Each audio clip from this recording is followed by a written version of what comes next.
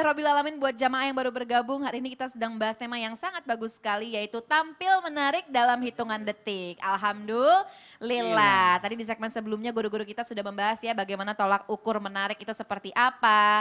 Dan seperti apa juga diet yang baik untuk kita. Dan bagaimana merubah bentuk itu adalah haram ya, subhanallah.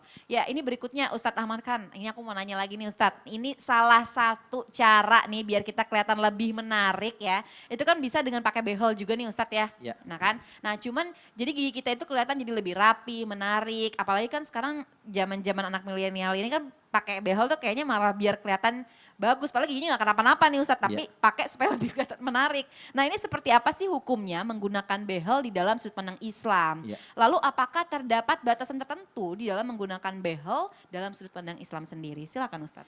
Bismillahirrahmanirrahim. Bagaimana hukum kita memasang behel atau kawat gigi? Diterangkan di dalam kitab Hawashi Madaniyah, juz kedua halaman 59. Wa yahrumu waslu sya'ri wa taflijul asnan wal washm. Li'annahu sallallahu alaihi wasallam la'ana fa'ilun dalika wa malf'ulu bih. Kata baginda Rasul di dalam hadis riwayat Imam Muslim, Nabi juga melaknat orang-orang yang dia membuat tato, minta ditato, mencabut bulu mata, minta dicabutkan bulu matanya, dan juga merenggangkan giginya dengan tujuan untuk merubah daripada ciptaan Allah Subhanahu wa taala. Maka ini hukumnya diharamkan. Dan di dalam kitab Hawashi Madaniyah dikatakan haram hukumnya bukan hanya saja merenggangkan gigi dengan tujuan untuk merubah takdir Allah, tetapi juga menyambung rambut dan juga adalah membuat tato. Maka diharamkan. Kenapa? Karena Rasulullah SAW melaknat orang yang melakukannya dan yang membuatnya. Ya, ketika dia meminta untuk dilakukan dan yang melakukannya juga diharamkan. Bahkan mendapatkan laknat dari Allah Subhanahu wa taala. Apa itu maknanya laknat?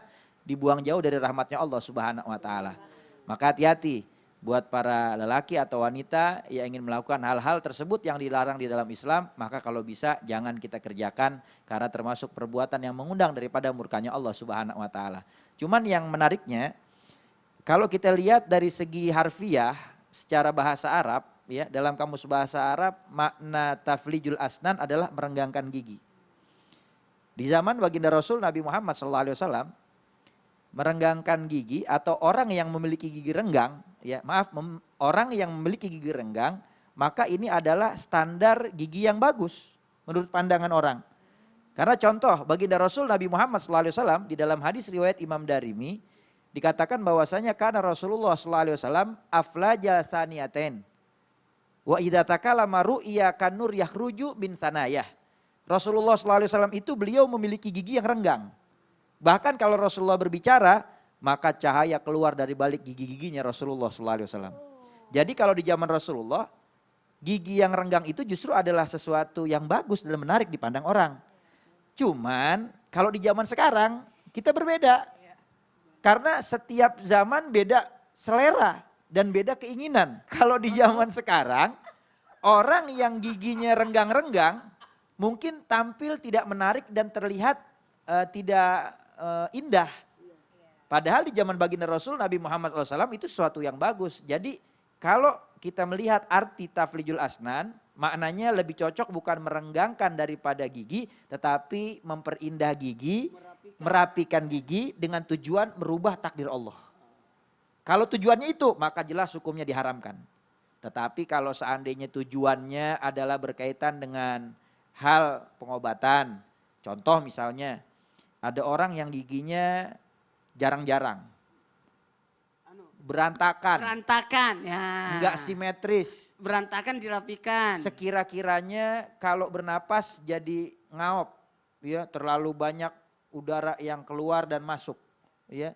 Kalau makan bisa jadi nasi pada aur-auran. Oh gitu. Karena giginya enggak rapi gitu Jadi ya. bikin kembung Jarang-jarang gitu.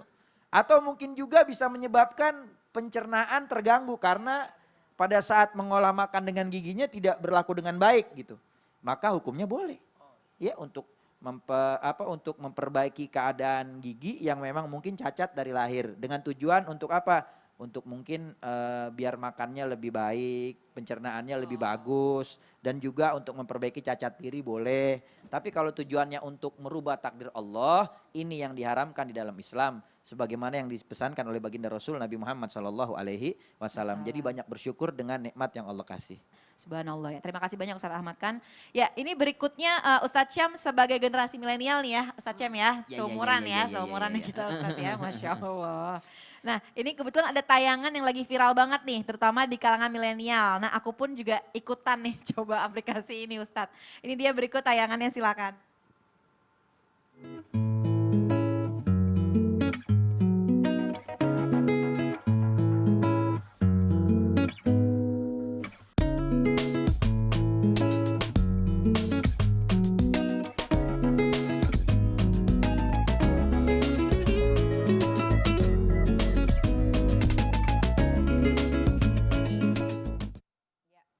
Masya Allah, luar biasa ya.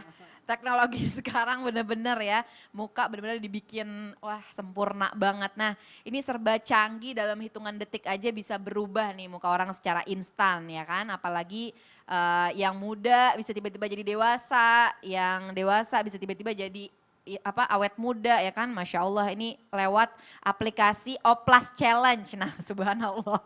Nah Ustadz Syam ini gimana ya sebenarnya apakah dalam pandangan Islam sendiri ya kan terhadap kemajuan teknologi ini membuat terlihat kita lebih menarik ini seperti apa sih sebenarnya Ustadz dan apakah ini dapat dikatakan sebagai tindakan menipu atau manipulasi manipulasi wajah yang justru dilarang di dalam Islam. Subhanallah silakan. Bismillahirrahmanirrahim. Tabe Ustadz Maulana, tabe Ustadz Ahmad Khan. Masya Allah, tabarakallah. Ini karena WFH, karena lockdown, karena semua orang stay at home. Maka challenge datang, berdatangan, bergantian challenge ini datang nih. Adalah challenge, inilah challenge. Ini ya sekarang muncul namanya Oplas Challenge. Jadi muncul dari sebuah aplikasi. Dia cuma ingin melihat bahwasannya bagaimana muka saya kalau habis oplas. Ternyata malah hasilnya malah kayak jadi kartun gitu ya. Enggak kayak jadi oplas tapi kayak kartun hasilnya. Dan alhamdulillah kalau membahas tentang hukum merubah wajah pakai aplikasi di handphone atau di perangkat kita. Yang pertama adalah kita bahas hukum fotonya dulu. Hukum foto adalah dua ulama berbeda pendapat. Satu ulama menyamakan foto dengan melukis apa yang namanya yang paling besar siksaannya di neraka nanti adalah orang yang menggambar yang seolah-olah mau menyaingi yang ini yakni ciptaan Allah Subhanahu wa taala. Maka kata baginda Nabi Muhammad SAW dalam sebuah riwayat yang sahih bahwasanya dia akan mendapatkan azab yang paling pedih di neraka. Kenapa? Karena ingin menyaingi Allah Subhanahu wa taala. Maka dari hal ini ulama berbeda pendapat. Ada dua pendapat hukum foto. Hukum foto yang pertama ulama ini mengatakan bahwasanya haram hukumnya foto. Jadi foto itu hukumnya haram menurut satu pendapat ulama. Kenapa? Ternyata ulama-ulama yang berpendapat bahwa foto itu hukumnya haram, mereka adalah ulama-ulama yang berasal dari negara India. Kenapa dari India? Karena biasanya di sana orang-orang memotret satu bangunan, orang-orang memotret satu pemandangan, lalu dia membawa kemana-mana foto ini, lalu dia membawa kemana-mana dan dia menjadikan foto ini sebagai sesembahannya. Jadi setiap dia mau melakukan sesuatu dia berdoa dengan foto ini. Maka ulama di sana mengharamkan hukumnya foto. Tapi jumhur ulama membolehkan yang namanya foto. Karena foto bukan membuat sesuatu yang baru, cuma memindahkan satu gambar ke gambar yang lainnya. Jadi dua hukum foto ini sebagian ulama dan sebagian besar ulama mengatakan hukum foto boleh. Sekarang yang kedua, hukum mengedit foto tidak sesuai dengan aslinya. Hukum mengedit foto adalah dua juga hukumnya. Bisa boleh, bisa tidak boleh. Mana yang tidak boleh dulu? Kenapa tidak boleh? Karena bisa jadi menipu orang lain. Kalau yang dikatakan tadi, manipulasi atau menipu orang lain. Makanya janganlah kita cari jodoh di sosmed. Wahai teman-teman sekalian yang ada di rumah. Karena biasanya fotonya burung kakak tua, aslinya burung hantu. Jadi janganlah kita cari jodoh di sosmed. Kita carilah real gitu. Jangan membeli kucing dalam karung. Kayak itu penting ta'aruf. Ta'aruf itu bukan hanya modal ini loh. bukan hanya modal biodata dikirim lewat email loh. Ta'aruf itu ketemuan loh. Ta'aruf itu ketemu kita dengan adanya penyambung yang ada dalamnya. Dengan adanya ada mahram di dalamnya, ada orang yang namanya mediatornya gitu. Maka itu penting sekali ta'aruf untuk melihat langsung. Siapa tahu beda aslinya dengan beda fotonya. Dalam hal menipu. Yang kedua, dalam hal menjelekkan orang lain. Nah, bisa jadi mengedit foto itu dilarang haram. Kenapa? Karena menjelekkan orang lain. Diedit fotonya orang, diganti badannya dengan binatang. Diganti badannya dengan sesuatu yang buruk. Dan kita sadar bahwa ini akan menghina orang lain, ini akan merusak yang namanya perasaan orang lain. Maka mengedit foto dalam dua hal ini adalah diharamkan. Selain daripada itu, misalnya challenge seperti tadi, selama dia tidak mengumbar aurat, selama dia tidak menimbulkan nafsu syahwat, selama dia yang namanya bukan untuk tujuan yang lainnya, maka itu diperbolehkan saja. Apalagi hanya untuk yang namanya mengisi waktu. Mungkin dia cuma lihat, wah oplas challenge nih, gimana ya muka saya kalau habis oplas. Oh ternyata ciptaan Allah jauh lebih indah dibandingkan ciptaan manusia. Ciptaan Allah, Allah meridhoinya. Ciptaan manusia dilaknat sama Allah. Ciptaan Allah permanen, tapi ciptaan manusia boleh jadi sebulan sekali harus ngecek kembali Ya, harus berapa biaya yang perawatan ya, dikeluarkan benar. gitu kan. Subhanallah, terima kasih banyak ya Ustadz. Ya sekali lagi ya jamaah tadi sudah sudah dijelaskan oleh Ustadz Syam bahwa semua tergantung balik lagi ke tujuannya apa ya. Karena ada haram, ada juga baiknya seperti apa. Ya ini jamaah alhamdulillah hari ini kita ada segmen curhat online di mana jamaah bisa langsung bertanya kepada guru-guru kami dan akan dijawab langsung insya Allah solusinya ya. Ya silakan Mbak. Assalamualaikum jamaah silakan. Waalaikumsalam. Assalamualaikum Ustadz. Waalaikumsalam Warahmatullahi wabarakatuh. Silakan Mbak pertanyaannya. Jadi aku ada yang mau ditanyain. Ini tentang pribadi aku sih sebenarnya. Jadi tuh kadang aku tuh suka ngerasa nggak percaya diri atau bahasa milenialnya itu insecure. Nah, padahal tuh aku pengen banget tuh Ustadz cepet-cepet dapet jodoh ya kan. Terus karena penampilan aku kurang menarik, jadi aku tuh nggak pede. Dan terus aku tuh sebenarnya udah berusaha untuk tampil menarik, biar tuh digampangin lah Ustadz jodohnya. Nah, gimana nih Ustadz?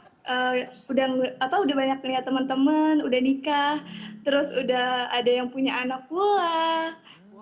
Sering lihat di Instagram kan, update-update gitu, bikin iri sebenarnya. Nah, menurut pandangan Ustadz gimana nih? Harus gimana biar cepat nemu jodohnya? Masya Allah. Terus katanya sih ya Ustadz pernah dengar bahwa jodoh itu cerminan diri kita sendiri. Berarti kalau pribadi aku belum menarik, terus masih kayak gini, maksudnya pribadinya itu kurang menarik lah. Itu emang susah dapet jodohnya ya Ustadz ya. Dan mungkin jodohnya itu sama nggak sih sama kayak aku, kayak susah juga nih nemu jodohnya, ngerasanya kayak gitu. Oke. Nah kan aku juga pengen dapet jodohnya kayak Ustadz Syah. Masya Allah. Ya mudah-mudahan ya Mbak, bismillah kali aja Ustadz Syam nyantol ini. Makasih banyak ya Mbak, silakan dijawab oleh Ustadz Syam silakan. Allahu Rabbi. Setelah tayang ini pasti aku di WA sama mama ini. Pasti disuruh buru-buru juga. Jadi Masya Allah, tabarakallah. Insecure inilah yang pertama harus dihilangin mungkin ya. Harus lebih percaya diri lagi.